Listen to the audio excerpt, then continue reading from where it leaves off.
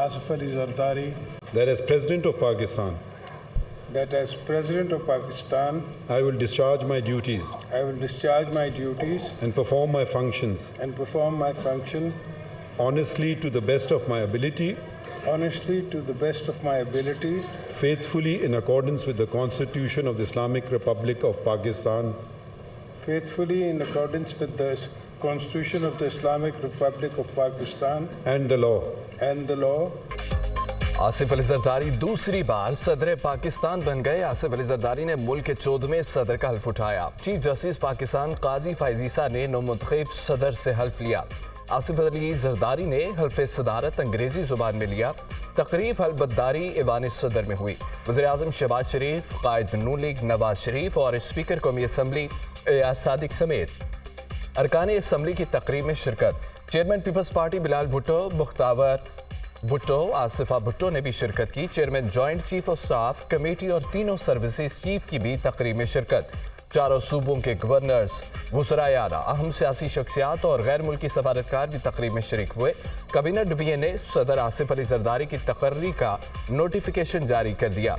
सदर आसिफ अली जरदारी को guard of honour आज दिया जाएगा।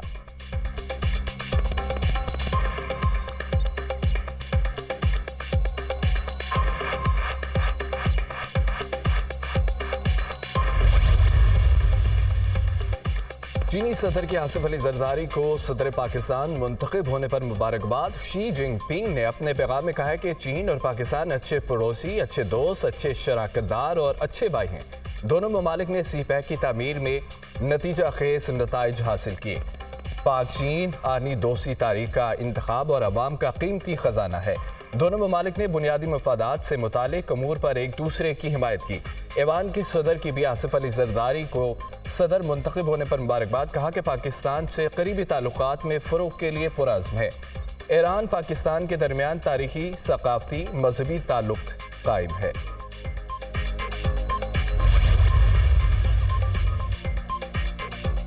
वफाकी काबीना में कौन कौन शामिल होगा? वज़ीर-ए-आज़म शहबाज शरीफ ने मुशावरत मुकम्मल कर ली। इब्तदाई तौर पर काबीना का हुजम कम रखने का फैसला। पहले मरहले में वफाकी काबीना में 12 से 14 वज़रा शामिल किए जाएंगे। इसहाक डार, अता तारड़, ख्वाजा आसिफ, हसन इकबाल को शामिल किए जाने का इम्कान। मोहम्मद औरंगज़ेब की भी वफाकी काबीना में शमूलियत मुतवक्के।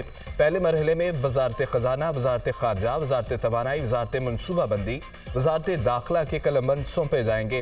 वज़ारत इत्तलात, निजकारी और दीगर अहम महकमों के वज़रा भी मुकर्रर किए जाएंगे। वफाकी काबीना आज हल्फ उठाएगी। नौमुंतखब सदर आसिफ जरदारी नई वफाकी काबीना से हल्फ ले। तो ये अगर लोगों के इल्ज़ामात हैं तो कोर्ट भी मौजूद है, अदालत भी मौजूद है। अदालत में जाएं कि मैंने हल्फ नहीं लिया था, है ना, उस वजह से जो कुछ हो सकता है वो कहें। और आर्टिकल 6 के तहत अगर मुकदमा चलाना है तो वेलकम चलाएं, मगर ये कि मैंने आइन की पासदारी की, मैंने जो मुनासिब समझा वो किया। मैं कोई बहुत बड़ा आइनी एक्सपर्ट नहीं हूँ। इस वक्त मुल्क को जोड़ने की ज़रूरत है। सियासी क़ुव्वतें और इस्टेब्लिशमेंट इस बात पर तवज्जो दें। मुल्क को जोड़ने के लिए सियासी मैंडेट को तस्लीम किया जाए। पाकिस्तान को जोड़ने के लिए सबसे बड़ी बात बानी पीटीआई की रिहाई है। मुझे किसी किस्म की कोई शिकायत नहीं। मेरे खिलाफ आर्टिकल 6 के तहत मुकदमा चलाना है तो वेलकम चलाएं। मैंने आइन की पासदारी की। गैर आइनी इक़दामात का इल्ज़ाम लगाने वाले अदालतों में जाएं। नोमई वाक़यात जिन्होंने कानून तोड़ा उन्हें सज़ा मिलनी चाहिए। कशीदगी को ख़त्म करना चाहिए। मुईशत 2 से 3 साल से जवाल का शिकार रही। साबिक सदर आरिफ अलवी की प्रेस कॉन्फ्रेंस।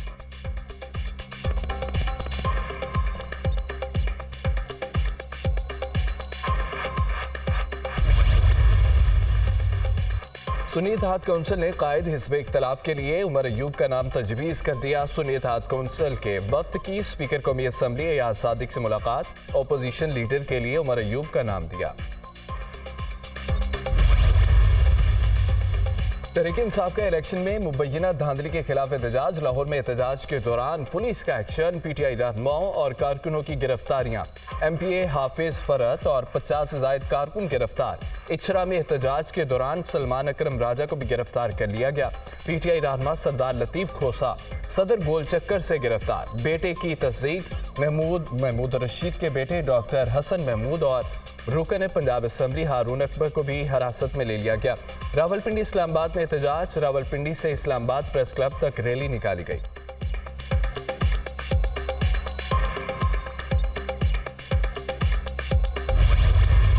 मैं चीफ जस्टिस आम इंतखाबात में मुबैना धांधली। वज़ीर आला खैबर पख्तूनख्वा अली अमीन गंडापुर ने मैंडेट चोरी के खिलाफ कमीशन बनाने का मुतालबा कर दिया।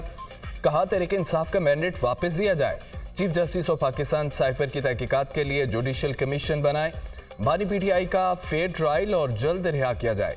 साइफर बानी पीटीआई की हुकूमत के खिलाफ साजिश थी। साजिश के पीछे कालाकार एक दिन सामने आएंगे। बानी पीटीआई के खिलाफ गैर कानूनी मुकदमात बनाए गए। शहबाज शरीफ ने मनी लॉन्ड्रिंग की। अफसोस वो आज मुल्क के वज़ीर आज़म है। आसिफ जरदारी ने तोशाखाना से गैर कानूनी तरीके से गाड़ियां लिए। अफसोस आसिफ जरदारी मुल्क के सदर बन गए। अपना हक मिलने बानी पीटीआई की रिहाई तक हम पीछे नहीं हटेंगे। खैबर पख्तूनख्वा में हम एक टीम बनकर करप्शन, जुल्म और नाइंसाफी के खिलाफ जिहाद करेंगे। केपी को एक मिसाली सूबा बनाएंगे।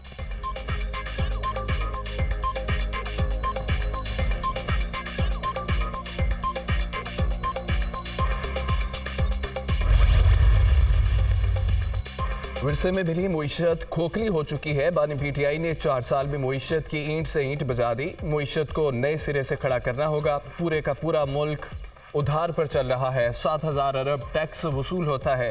कर्जों की अदायगी के लिए 7,300 अरब रुपए चाहिए।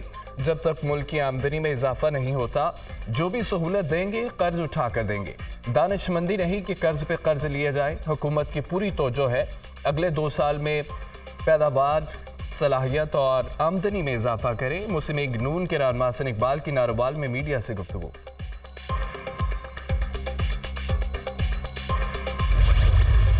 दीवाने सदर में जनाबे जरदारी साहब ने हलफ पे सदारत उठाया और चारों तरफ वो चेहरे जमाते और हैं कि जिन्होंने गुज़श्ता कई आशरों से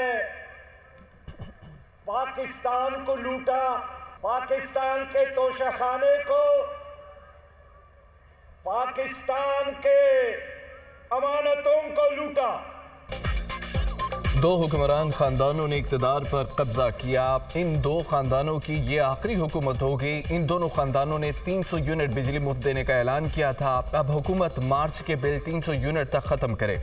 अब आवाम को धोखा नहीं दिया जाएगा। आसिफ अली जरदारी ने हल्फ उठाया, हम भी एक हल्फ उठाएंगे। जब तक हमारी जान में जान है, पाकिस्तान को इस्लामी फलाही रियासत बनाने के लिए जिद्दोजहद रखेंगे।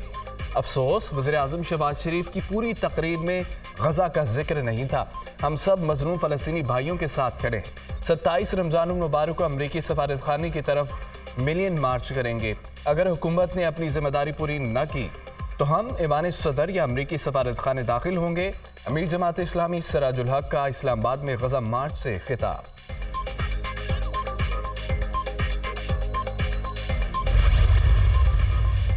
और वज़ीर आज़म ने रमज़ान रिलीफ पैकेज का हुजम 7.5 अरब से बढ़ाकर 12.5 अरब रुपए कर दिया। पैकेज का हुजम बढ़ाने के अलावा दायराकार भी मज़ीद वसी करने की हिदायत जारी। ज़्यादा से ज़्यादा गरीब, नादार और मुस्तहिक अफराद तक रमज़ान रिलीफ पैकेज पहुँचाया जाए। शहबाज शरीफ रमज़ान रिलीफ पैकेज के तहत मुस्तहिक अफराद को बाजार से 30% कम कीमत पर अशिया खुरोनोश फराहम की जाएंगी। आटे पर 77 रुपये और घी पर 70 रुपये फ़ी किलो सब्सिडी दी जाएगी।